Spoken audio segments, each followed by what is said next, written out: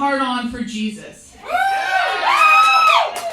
I've got a hard-on for Jesus. Early on in my childhood, psychosexual development, before Sean Cassidy and John Travolta, even before Davy Jones and wanting to be a live-in housekeeper sex slave for all the monkeys, there was Jesus.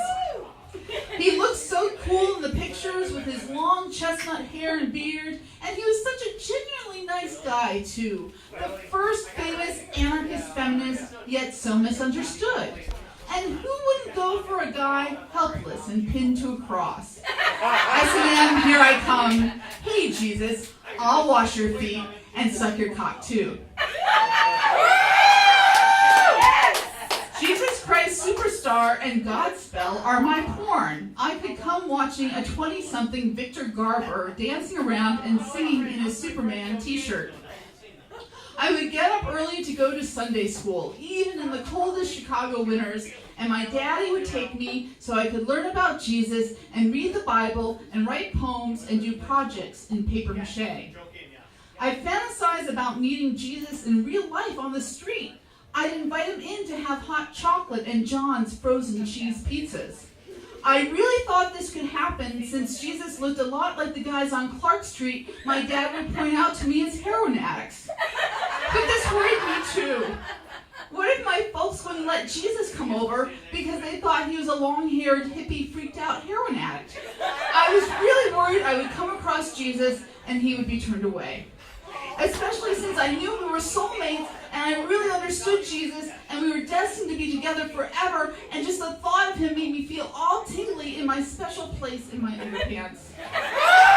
This was probably the beginning of my realization that adults were hypocritical liars with reputations and property to protect. They didn't really want me fucking Jesus, even if, in a way, they said they did. Jesus loves me. The Bible tells me so. He loves all the little children. I love Jesus. The Bible tells me to. I want him inside me, so I'll never be alone.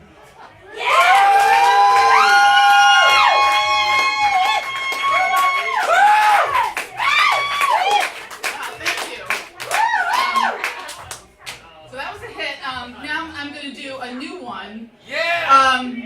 Recently at our little open mic show, we always do a silly theme. So recently the theme was, If Loving You Is Wrong.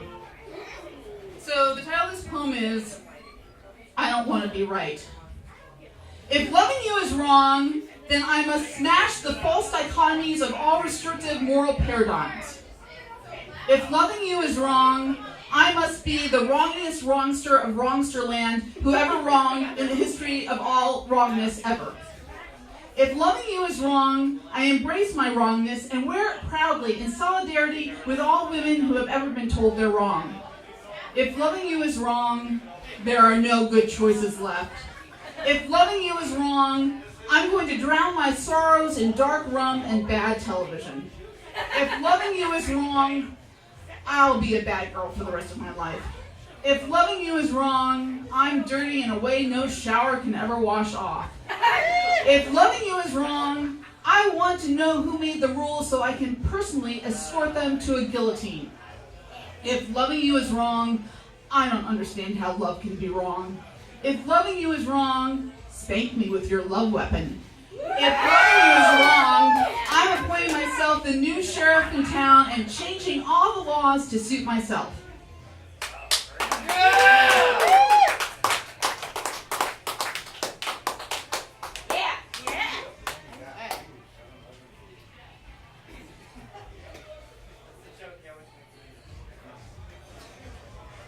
What if we believed our choices actually mattered?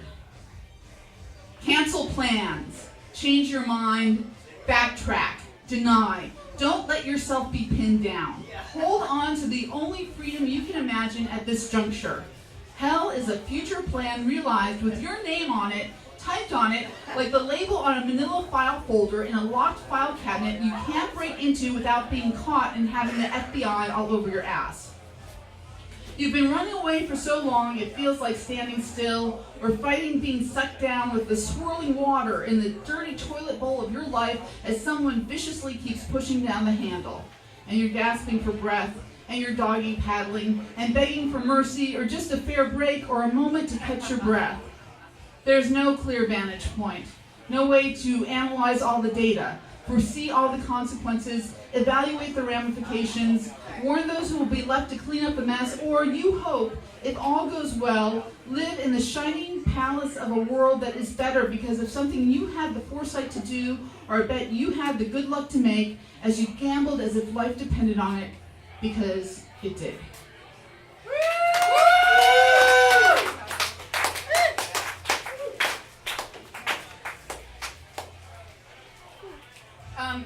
Here's another relatively new one.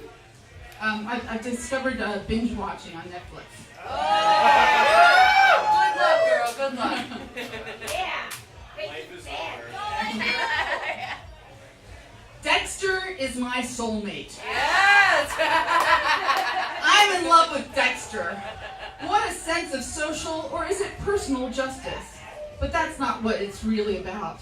It's about the intimacy of the cut to the face, the stroking with the knife, the collection of the blood, while the victim is totally helpless, bound to a table, encased in plastic, secured with duct tape under the bright white lights. A here's your life display of past crimes and misdeeds. That is what is most intimate. To have someone see the truth, your crimes and mishaps, and give you the death you deserve, and enjoy it.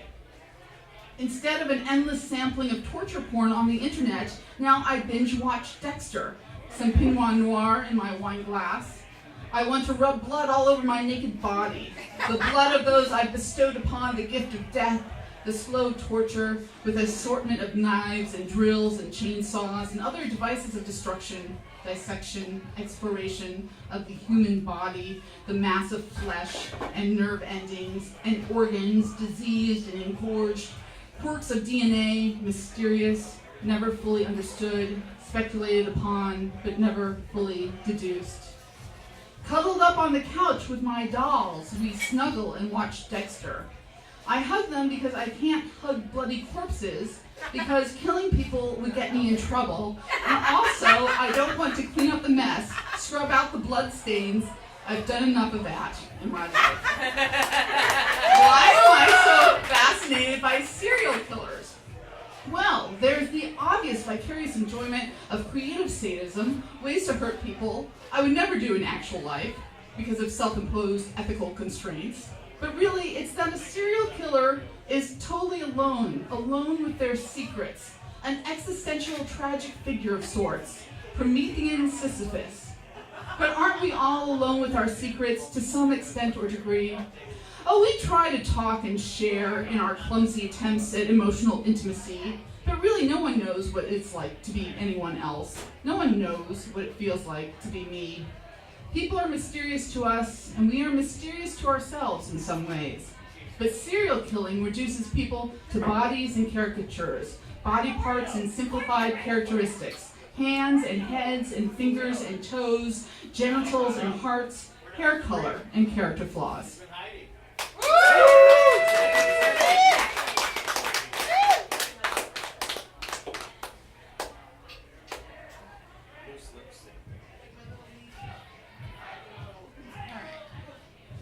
I find it lately, it's really hard getting around Chicago, like taking the bus. It takes a really long time. You have to wait. People are crazy. People get on the bus and yell at everybody on the bus, and it just goes on and on and on. We're like, don't make eye contact. Not because I don't want to see people, but it's like somebody is just totally not acting the way they're supposed to. It's a little disconcerting. Anyway, I walk. This poem is called Pedestrian Rage. Woo! Yes, thank you. You've heard of road rage, of course, when the frustration of sharing the road with inconsiderate putzes and assholes gets to those drivers who just can't take it anymore, and they start shooting their fellow road hogs. Those are the most extreme cases. Milder cases of road rage are happening all the time in the form of flipping people off, swearing, throwing things, and driving even more aggressively, etc. Well, I have pedestrian rage. You may think I actually mean sidewalk rage because that would be the analogous construction, and I do have rage on the sidewalk, but also when I'm crossing the street or in the shopping mall or grocery store. I avoid going to the grocery store or mall on busy Saturdays because I just know I'm going to kill someone. And my rage is not just for my fellow pedestrians, but also cars, bicycles, roller skaters, baby strollers, wheelchairs, walkers, etc., and dogs. If I didn't find them too repulsive to be near, I would certainly kill them and bake them into doggy pies and feed them to their obnoxious, oblivious owners who let their dogs shit everywhere so it gets in people's shoe treads and keeps getting spread around, stinking up the place, and dog shit definitely smells worse than people shit. Why am I so mad? Well, I'll tell you. The main reason is that people are slow and won't get out of my way. How can they not understand that when you're on the sidewalk and there are people behind you, you can't just stop in the middle of the sidewalk or walk at a snail's pace and block anyone from getting around you and passing you? Don't they understand that some of us have places to go? Or people who come to the end of the escalator and just stand there so that everyone behind them ends up smashing into them if they can't squeeze around them. But there's more. There are the drivers who come speeding around the corner so fast, I think they're going to run me down when I have the light. So when that happens, I scream at the top of my lungs, "I have the light, asshole!" While giving them the finger and crossing the street. And those motherfuckers just have to wait because it's my fucking turn. But the people who cross against the light on a busy street have earned my wrath as well. They mess everyone up. The cars can't obey their light without running them over, so the cars end up in the middle of the street trying to turn when pedestrians who do follow the lights finally get the green. Is it any wonder that things in this country are so fucked up when people can't even figure out how to follow traffic lights? What could be simpler than red and green? Even porn stars get what red and green mean. Maybe porn stars should be running the country. Maybe to be allowed to vote or even just drive, people should have to submit a porn movie of themselves doing an S&M scene where red meant stop and green meant go. If knowing what they meant was the only way to have any control over how much pain you were feeling in your pussy or how tight your ball stretcher was, you'd figure it out or be sorry. And why are those bicycles on the sidewalks when the sign clearly says no bicycles on the sidewalk in pictorial form, so not being able to read isn't even an excuse? What do they think that big line across the picture of the bicycle means? And if you can't maneuver one of those big double or quadruple strollers, maybe you shouldn't have had so many kids, or maybe you shouldn't take them out of the house all at once until they can walk. And if you can't work your wheelchair or walker, hire a damn healthcare worker to push you. I'm sure there's lots of people who would like the job, or just don't leave home, because I sure as hell am not going to pick you up off the sidewalk when you tip over. I'm more likely to kick you all over and stomp on your face and wipe the dog shit from my shoes on you.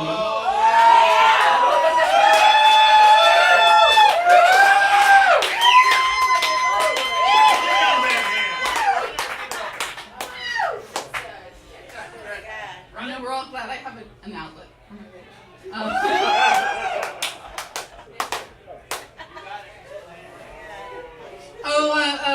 Rich, in his Happy Cheese song, mentions happy pills. So a lot of us know about happy pills. I'm just a side effect. I used to have a personality uniquely my own, and I knew it was me, and I liked it because it was me, but I couldn't handle school, and I couldn't hold a job, and I beat up on my boyfriends and drove them crazy. Now I'm on pills. I'm heavily medicated.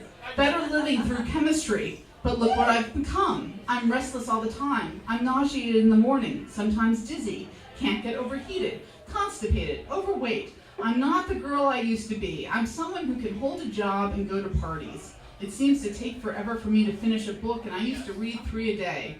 Where is my slim figure? All my life I was thin, and now I'm heavy. Going to the bathroom is a major preoccupation. I never used to think about it at all. Where is my anger? It's still there, but so subdued, and I don't pay enough attention to the news. I go shopping and watch TV. I care if my apartment is clean. I spend time looking in the mirror. I pay attention to my appearance. I take a shower because I want to. I'm nice to people. I'm polite. Someone tells me I'm a good worker, and in my head I scream, they can't be talking about me. I can't do the things I used to do. I'm not the person I used to be. Where is she? I miss her. I hope she's okay. I'd like to visit with her once in a while, or have her back all the time, but then I couldn't live with reality, or this bar of soap they want you to live in and carve your life out of. This endless cycle of work and consume and mind your own business unless you have power over someone else. Then you fuck with other people just because you can, and it makes you feel special or needed or like a good person. But we know it's all a sham. A constant scam, a parade of bullshit, a crowd of automatons, a crying shame when you don't know how to cry anymore, and you would be grateful to find out that you still could. So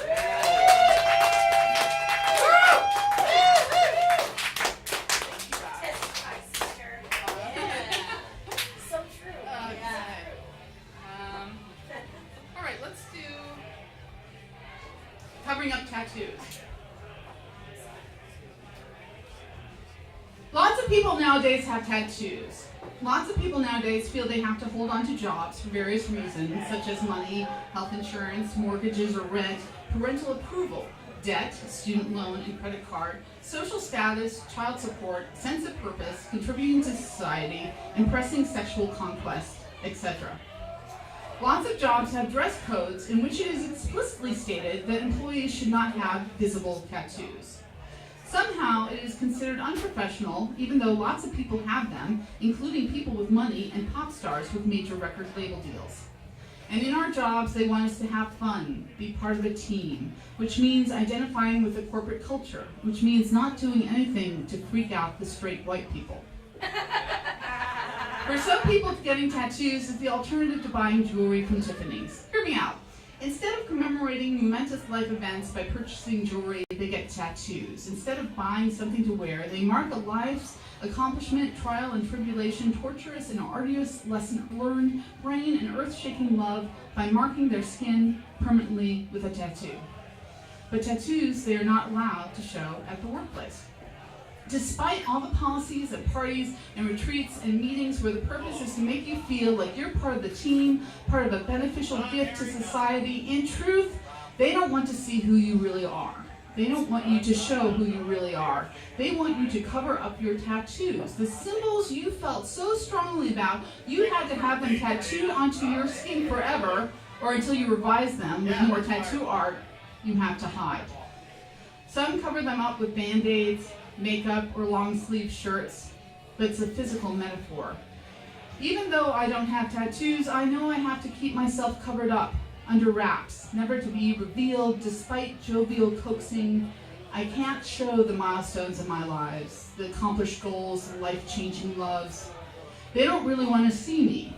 They don't want to see my tattoos. They don't want to see the events and work and sorrow and love and striving and heartbreak that made me who I am. They want to see the me who can be marketed, who can be sold. And that me doesn't have a history, a personality, a unique identity. That me doesn't have tattoos. Yeah.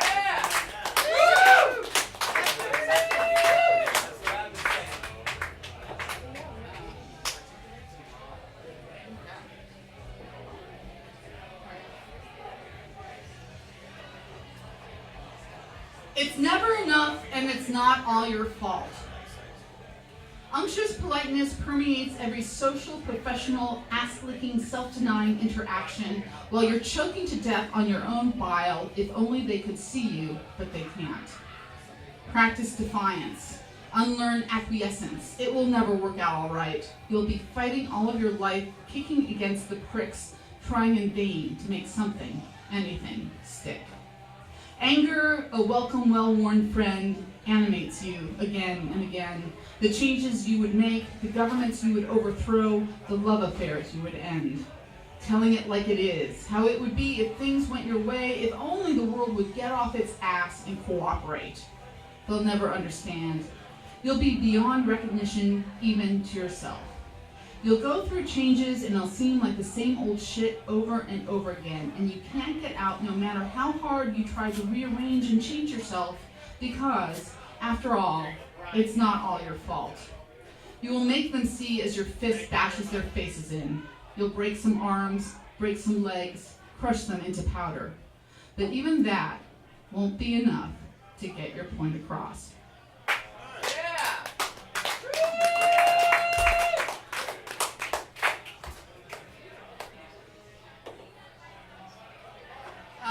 So we had multiple references to porn tonight. And the show tonight is called Elizabeth Harper, Rich Experience and Friends. So I have a poem about making porn with your friends. Aww, that's sweet. Best kind of porn. Yep. Porno movie. We're gonna make a porno movie, me and all my friends. Gonna make a porno movie because we've got credit card debts we've got to pay. Why should we work when we can get paid for getting laid? Better than working shit jobs, telemarketer, waitress, maid. We're all feeling so hot, it doesn't have to have a plot, just the right lighting and decor. Johnny's got the props, some whips, some cutlery, some mayonnaise. Julie's renting the hotel suite. There's a pool and room service, a game room, and a soda machine. Lily's doing a handstand. Billy's got her by the ankles. Jody's wearing the dildo. Cindy's in shackles. Ben's got the paddle. Margaret's going to get a spanking. We're all having such fun. We're not even acting. Ours will be the best porno movie ever because we like each other so much. We're all so sexy, witty, and clever. We swoon at every touch and melt in each other's mouths. We're gonna make a porno movie, me and all my friends. Gonna make a porno movie because we've got credit card debts we've got to pay. Yeah!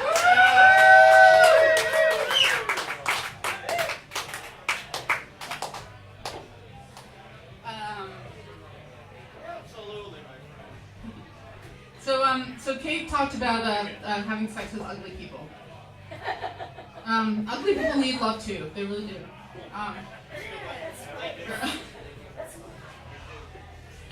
So you want to be ugly. There is safety and freedom in being ugly. No one cares for you, and you don't have to care for them. No responsibility except to oneself. A love that is self-contained. No effort at artifice to meet expectations unnamed. No lovers' quarrels, no beauty marks, no tiger begging to be tamed. There is freedom in being unloved, freedom in not even being asked to play the game. There is safety in not having to know anyone else's pain. Safety in getting home the same way you came.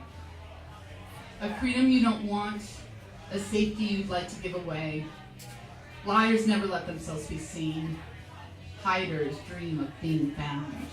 An accident, a surprise, an unexpected encounter, a twist of fate, a puzzle piece finding its interlocking mate, a wound finding its dressing, a white, gauzy evening gown.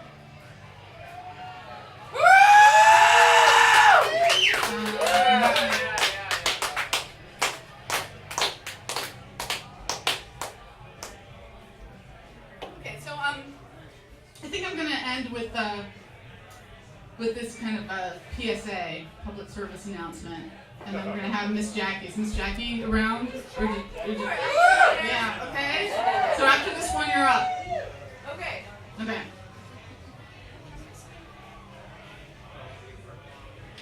Don't give me a hard time about condoms and other pickup one-night stand caveats. Don't give me a hard time about using condoms. I mean it. This is not negotiable. You should know that and be polite enough not to try and override my preference for safer sex.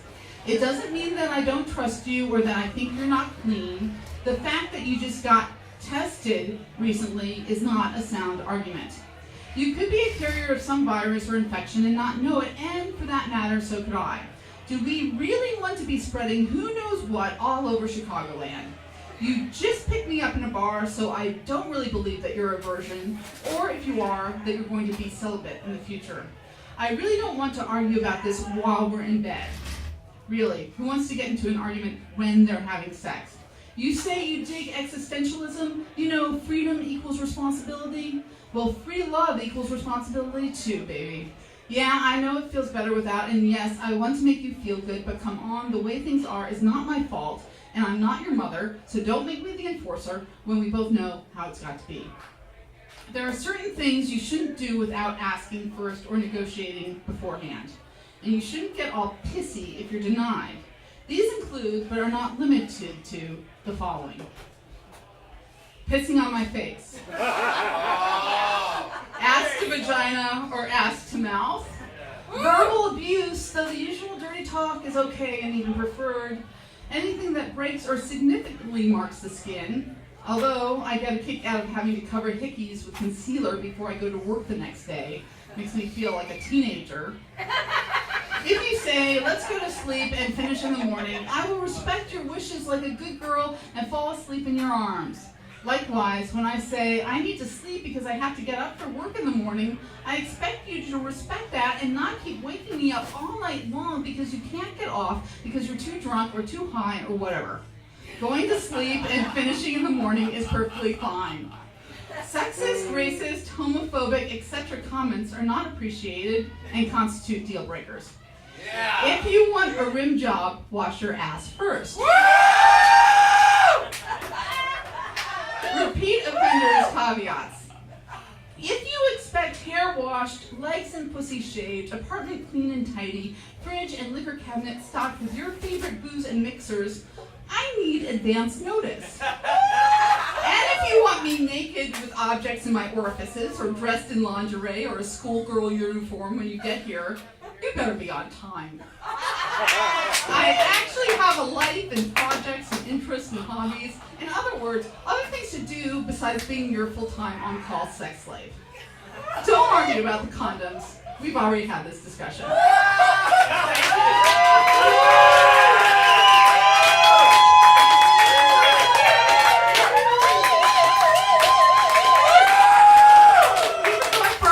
For Miss Jackie, you ready to come on up here?